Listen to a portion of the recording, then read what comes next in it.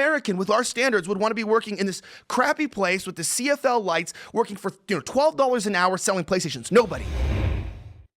What it sounds to me like is the wealth of the United States in terms of our actual resources and our actual cultural development must be sacrificed to increase poverty in China.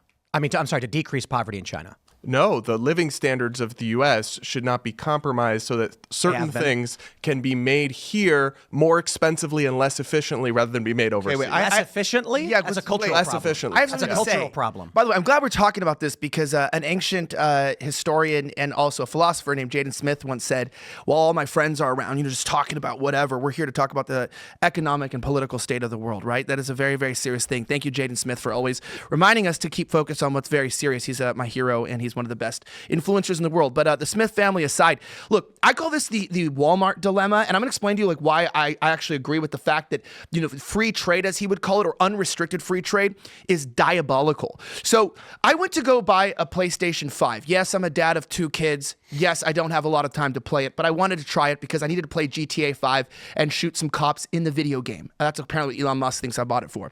But I wanted to have a little bit of fun. I wanted to feel like what it was like. African-American free culture. It was cool. I like it. It's fun. And so I went to go buy one. And I looked, and there's only a few places I could get one in a very densely populated region like Boca Raton. This is right between Miami and West Palm. There's 3 places that I could physically get one. It was Walmart, Target, and GameStop. These are large corporations, right? There's no mom and pop shops. There's no video game stores selling PlayStations. This is a commodity that people want, and it's only there. Now, if I want to go online, the same thing. It was Walmart, it was Amazon, or it was these foreign sites that you could get, which were also large corporations. You could have it delivered the next day to your place. Well, yes. Wait. So this is great, right? So look, I'm not complaining about the access to this. So I go to Walmart, which I try not to do. I brought my gun with me whenever I go into that place, allegedly. Because they have those signs on the door, so I wouldn't do it. But I go to walk in, I walk in the back, and I asked the guy for a PlayStation 5. He says, here you go, and it says $374 on it. It's got a sticker that says $374. It's a great deal. We go up to the counter, and he hasn't really said a word, and he checks me out, checks out the PlayStation. He wasn't into me. Haitian immigrants, apparently I'm not their type. So he checks out the PlayStation. I like to think, right? I'm beautiful to a Haitian boat guy. But he checks it out, and it's like $484. It's literally $110 more expensive. And I stand there and I go, okay, dude, hey, this is the wrong price. And he's like, huh? And I'm like, the price on here is $110 less than what you have. And I'm going to go somewhere with this. Listen. And he's looking at me so confused. And I'm like, the price on the device is cheaper than the price you're charging me. Something's wrong.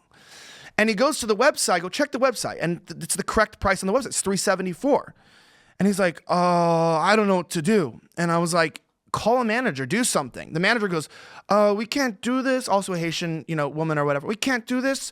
And I'm looking at him and I go, look, man, pull something up. I want to see your guys' policy. We have economic policies here where you gotta offer me this at the payment price.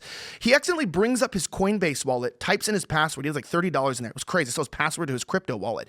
Brings it up, and I looked at him and I go, why the hell am I even trying to argue with this Haitian guy about a price on a sticker? This guy is trying to bring up a website and brought up his Coinbase wallet, gave me his password. This guy's got an IQ, not because he's Haitian, but he's got an IQ probably like 70.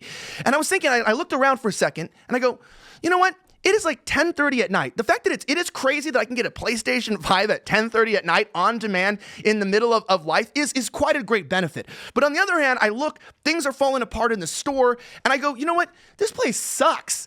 And who is this guy? I'm not even going to complain because what American with our standards would want to be working in this crappy place with the CFL lights, working for $12 an hour selling PlayStations? Nobody. So what do? They bring in clearly like a Haitian immigrant who barely speaks English to serve that goal. This is where the economy part, it's a great economically, it's a great access for me, but in terms of degrading our standards as a culture, I thought about it for a second. I go, you know what's kind of crazy? There should be some sort of limitations on this where you can have the Walton family move in and bring going into Walmart, which then means I didn't go to Walmart out of choice. I went there because they've got out of all the competition. The only other competition for Walmart is other big box, large format, huge corporations. The only people that compete are there. So we've already taken out small business. We can get good quality service, good customer service. And then you come in there and you go, well, everything's cheap, so they must be very profitable. Everyone must be paid well. It must be a great experience. No, because there's no restrictions on the trade. The Walton family's extracting, I'm going to sound like a leftist to everyone here, but look, you already do. I will say, yeah, it's fine. But I believe in nationalism and protectionism on our own economy in this way. Then you go in and you go, well, what's going on here? So they're taking billions, tens of billions of dollars out a year, maybe 100 billion, to import cheaper products that they're selling at a marked up price at a point to where there's nowhere else to buy it in a living condition and standards to their employees that are only allowing a Haitian immigrant to be someone who could possibly think about taking that job while he lives with 6 people in his apartment. That to me is disgusting. And that's the problem with all of the free trade is it's been taken advantage of. Massive billionaires have I don't know if we say the R word, but have RAP, us and our economy. And I feel like, for a lot of people that are capitalists or whatever the hell this is, you cannot have capitalism without a nationalist or a national protection-minded society. Nothing you just said is disgusting. Let me address this. So outside of the whole Walmart scenario, in 1950, it took approximately 4,637 hours of labor on average for the average American worker to own a home. As of 2024, it's 15,142. I don't think Gen Z is particularly buying the argument that they've been raised out of poverty, things have gotten better. I think Gen Z is actually livid over the conditions that they've been left by these policies. Would you want to live in a 1950s home? Yeah, why not? Do you know the difference in the standards of what things what is it? like? What are the standards? You're not talking about the home. You're talking about the appliances. Hold on. What standards? What are you talking about? Well, yeah, I am talking about the appliances. I'm talking about the kitchen in a 1950s You're talking about government. home. You want government regulations on all of how the house should be built and all that stuff? No, I'm What's the saying problem with the 1950s home? I'm saying that the homes that people live in today are vastly superior in too many ways to count. Like how? Made out of cardboard instead of wood. Come on. Honest question. Like how? Think of all the kitchen appliances. Like what? Think of the air conditioning, Like the stoves, the They had stoves microwaves. in the 1950s. They had They didn't have microwaves back then, but they had stoves. I'm not super concerned about a microwave. The heating systems. Like what? What is that? What is that heating system?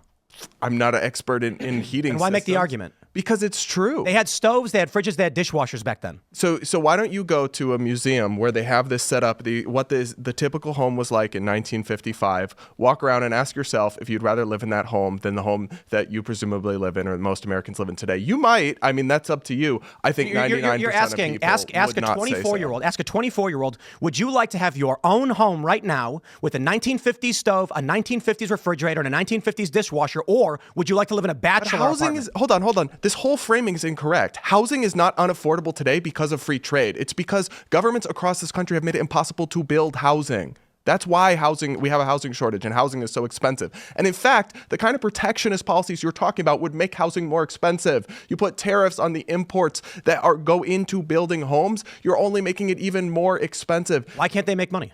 Why can't Why can't Gen Z make money?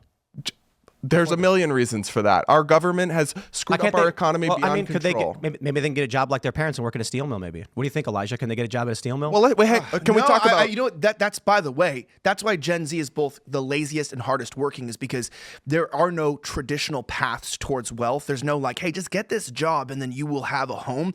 They have to be genius, and with that comes pioneering new avenues. And I'll tell you, I hire some Gen Z people. One of them carries his laptop around by the screen. It scares me. Elijah, sorry, can we stay on... But I'm saying, but he's a genius and he'll do well in life. But I'm going to say the current old paths that people had towards wealth do not exist, and we have to understand that's because of policies and choices and the movement of understanding. It's not because of free trade. But even if you want, but can we stay on steel for a second? Can we stay on steel? I want to talk about steel. So a great example of this let's go with metal. is when I say that you guys oppose free trade, what you're really upset about is just inevitable progress. I mean, look, the invention of the automobile decimated the horse-drawn buggy industry. Sure did. Destroyed their jobs, destroyed their culture, destroyed their communities, but it was social progress. You cannot put the genie back in the bottle when it comes to trade. Steel is a great example. President Trump tried to in his first term. He put tariffs on steel imports from our allies and from other countries in order to try to increase domestic steel production. And it worked a little bit, right? You had a little bit of an increase in U.S. steel production. But and research on this is overwhelming, actual employment in U.S. manufacturing overall suffered. multiple times more jobs were destroyed than created because the cost went up in all the other industries that have steel as an input cost. So other manufacturing industries lost jobs, so steel could be protected a little bit. More people lost jobs and lost income in all the industries that rely on steel as an input cost. It's a huge net negative to American society, and there's a phrase. but it protected some people who are well-connected and favored. The saying goes, a society grows great when, the original phrase was, when men plant trees whose shade they know they will never sit beneath. And so what you're describing is what I call the heroin addiction economy, where it's let's continually gut and destroy the root of labor in this country for short-term gains in other areas. I don't care if a top-level company is going to decrease a little bit if it's going to restore the base and foundation of jobs in this country. So you don't care about policies that destroy hundreds of thousands of jobs on negative. I don't care about the fruits of the poisonous tree. And saying now that... Well, I do. Great. And that will lead to the destruction of this country. So we ask ourselves why it is that young people can't find jobs. They're suffering. And it's because there used to be entry-level jobs that could help you afford to live and work in a certain place. But there's even beyond the quantifiable. Because you say, like, this is progress. It's progress. Let's talk about the progress. Let's talk about the outsourcing of car manufacturing to Mexico, to Indonesia, and to China. And Donald Trump put a stop to that in his first term. And he said, famously, as Michael Moore pointed out, he went to the executives and said, I will put a 30% tariff on all of your cars and no one will ever buy them again. And what happened? A multi-billion-dollar reinvestment in Michigan. And then Joe Biden got back in. And what happened? They left again. And the jobs were gutted. Michigan Did Biden roll back Trump's tariffs? Some of them. Most of them he kept in place. Indeed. Most of them he kept in place. And when the policies were reversed, or I should say the administration's enforcement of these policies especially, we saw those investments lost. So Michigan is collapsing.